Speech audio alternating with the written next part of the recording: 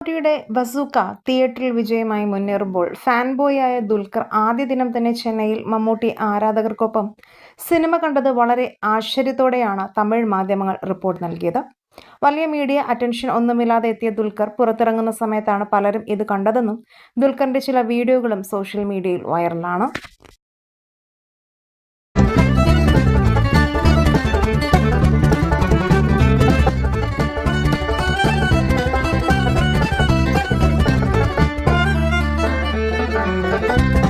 മമ്മൂക്കയ്ക്ക് അസുഖം ബാധിച്ചതിന് ശേഷം ആദ്യമെത്തുന്ന സിനിമയാണ് ബസൂക്ക. കൂടാതെ മമ്മൂക്കയുടെ സ്റ്റൈലിഷ് രംഗങ്ങളുള്ള സീനുകൾ കൊണ്ടാകും ദുൽഖർ, അമാൽ എന്നിവർ ആരാധകർക്കൊപ്പം തന്നെ സിനിമ കണ്ടതെന്നാണ് മാധ്യമങ്ങൾ പറയുന്നത്.